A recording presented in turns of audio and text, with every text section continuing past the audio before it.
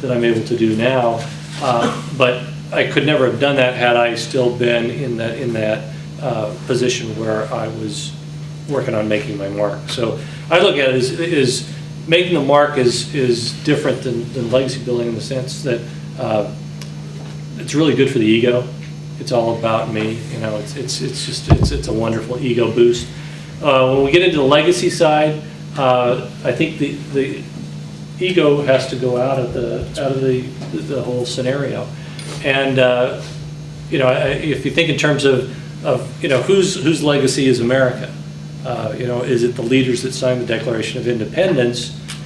If that's the case, I mean, who were they? I mean, I couldn't name more than probably a handful of them, but there were a lot, you know, a whole lot of leaders that gave up their lives, you know, and gave up all their belongings and everything to create that legacy.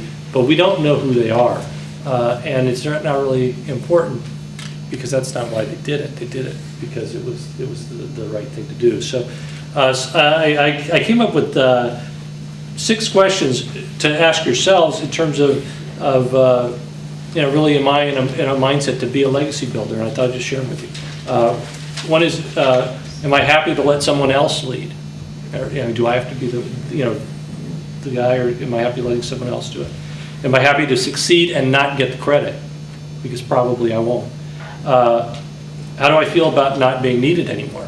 If I do my job right, the virtue of a legacy is it's going to go on beyond me. So that means I've become in the way in some cases. I shouldn't be there anymore. Am I willing to work hard without ever knowing how much, if any, impact I had? In a lot of these cases, you know, you look at what Randy's doing with these kids. I mean, he knows he's having impact, but there's no way you'll ever measure it, right?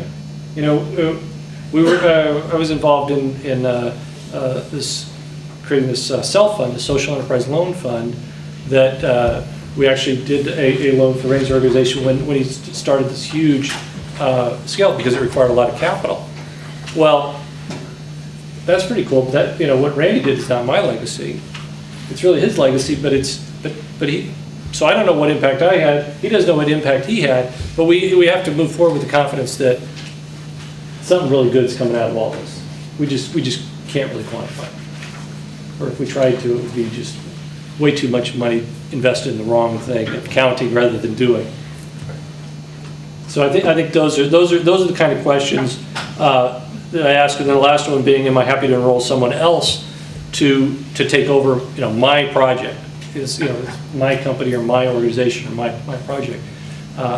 And I've got to get over all those hurdles in order to get to a legacy. Right, excellent.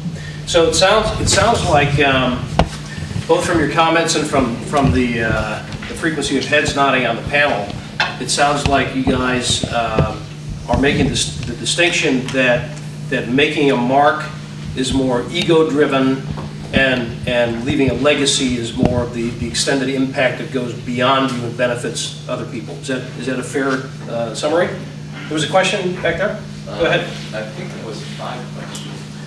Yeah, I'm sorry. The sixth one is probably the most important. You know, why do I want a legacy?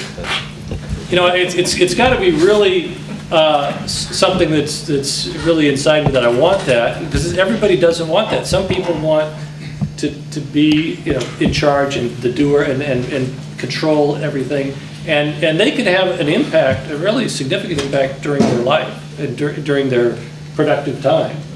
But that's where you'll see, you know, where like a leader-driven organization that does great for a period of time and then they step down and the whole thing falls apart. Right. Yeah. To me, that's not a great leader. That's not, and that was just somebody who did something temporarily that was great. But So why do you there's no legs. Say again? What are your answers to number 6? Oh, that'd be. Yeah, that's a great one. So why do you want to leave a legacy? And we can hear from anybody on the panel that would like to chat in. But go ahead and start us off. For me, it's more meaningful than making the mark. And it's something that and maybe it ultimately does, and maybe everything else ultimately comes back to ego, because for me it makes me feel good that my daughters look at what I'm doing in terms of leaving a better role for them. So it's just something I feel good about. I think for me, it's understanding what generates happiness. And I think the way we're designed is to serve others. I think a lot of times our unhappiness is where we want to accumulate things, we want to make our mark, and then you do that, and then ultimately there's this emptiness. You think about, at Christmas or whatever, you're not really happy if somebody gives you like the world's greatest gift. It's when you nail it and give somebody else a gift. That's what's ultimately most fulfilling. And so think about, for me, thinking about Schindler's List as a movie was very powerful. Otto Schindler helped, these Jews that were being tortured and so forth, or hit him out. But at the end, he felt like he didn't do enough. And he said, I didn't, and he's throwing his watch and his ring, and he says, I wish I would have, given it all. I wish I was given it all in. And I think that's ultimately what really is satisfying, is when you're all in. And I know for me, when I toyed around with doing this work, and I had a different career and did this on the side, and when I kind of went all in, it became ultimately much more satisfying to me, and the result is sort of hopefully good. Randy, could you share what you did before? Yeah, so my background, I was a stockbroker for 15 years, and then I was a CEO of a regional transportation company. So I started this program through my church after a gang shooting in a neighborhood in West Side Costa Mesa. And it's now grown to, we're a $55 million company, essentially, with 1,700 employees, and we serve 50,000 kids every day after school. $55 million company as opposed to this, so a year ago, what were you? Well, 5 years ago when I started doing it full time, we were $1.5 million. So we're actually, the Orange County Business Journal, LA Business Journal publishes the list fastest growing companies. We're actually the fastest growing company in Orange County, but we're a nonprofit. Yeah, that's great. Well, let me ask a related question to this. Why do you want to leave your particular legacy? I'm curious to know, for any of you guys, if there was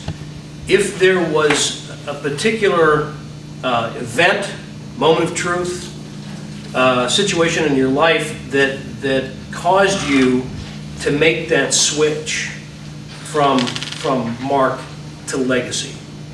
Is there any experience that you could tell us about that flipped that switch for you?